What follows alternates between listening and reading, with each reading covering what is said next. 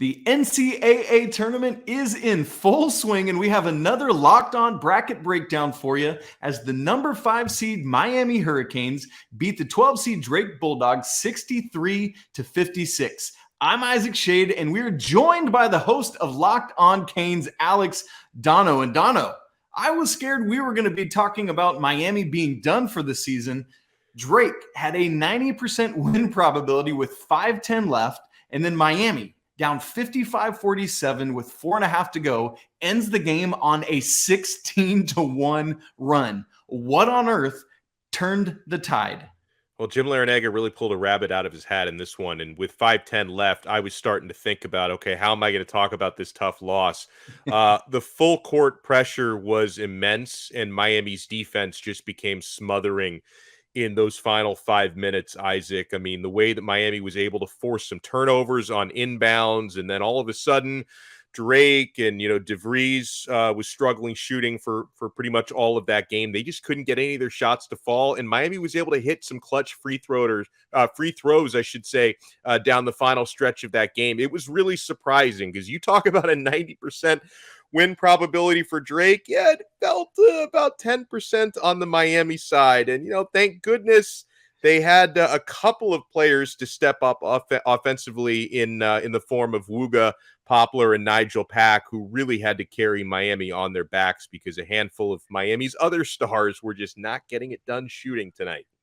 That's right, 36 combined for Pack and Poplar. The P-squared boys doing work there. Now, Donna, we talk so much about this Miami backcourt and how great they are, but I think the most indispensable person is Norchad Omier, who, we were concerned, would he be able to play after hurting his ankle in the ACC semifinals? But not only does he play, this man drops a double-double, 12 and 14. How important is Norchad Omier to Miami's potential success, not only tonight, but moving forward? Indispensable. First of all, Miami's a really small team to begin with. And even Norchad himself is undersized for the position that he plays. But at 6'7" with his athleticism, he's able to do so much on the boards and so much blocking shots. And he's able to score just enough. I mean, he had the double-double with 12 points and 14 rebounds here tonight. That's just the way Omier plays. And you talked about his ankle concerns. I feel like I have been for the past week just tracking his health every hour of every single day.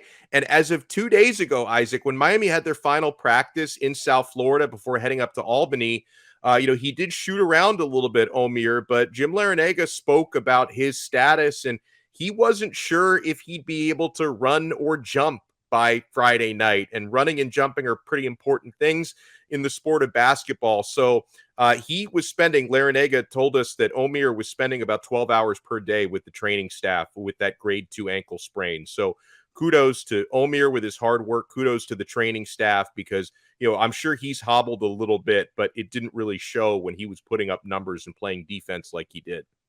Let's get him off his feet, get him all iced up for Sunday. Now, Dono, you have already alluded to this, but part of the reason for the struggles the majority of the game is that Jordan Miller and Isaiah Wong combined for 3 of 17 from the field. Obviously, Miami can't have that. What led to their inability to put the ball in the bucket on Friday, and how do we change that going forward?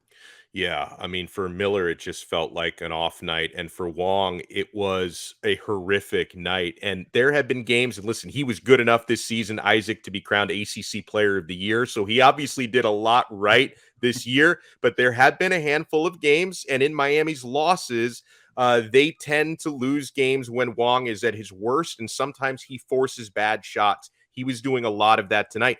I want to give credit to Drake because I thought that they did a pretty magnificent job on Wong defensively. They were double teaming him and basically trying to force anyone else wearing Miami colors to win that game, not really letting Wong get comfortable shots off. So he still probably forced a little bit too much. You need your player of the year to step up if you're going to get through the next round.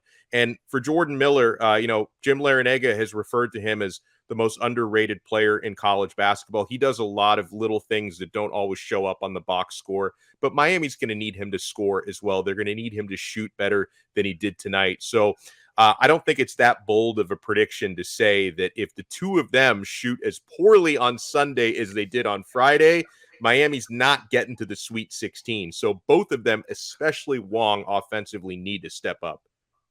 Well, let's do that. Let's look ahead to the round of 32 and beyond. At this point, Indiana and Kent State are in action. We obviously don't know the result of that yet. But in addition to what you just said, Dono, what else are you looking forward to for this Miami team for some sustained success in this NCAA tournament?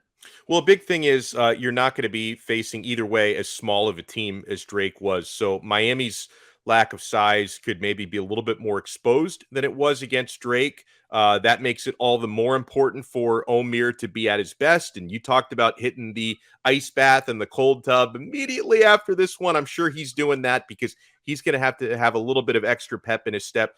Jordan Miller, same thing. And, Miami, I think that they're going to have to, because it's going to be a close game. It was a close game against Drake. It's probably going to be even a closer game against Kent State or Indiana.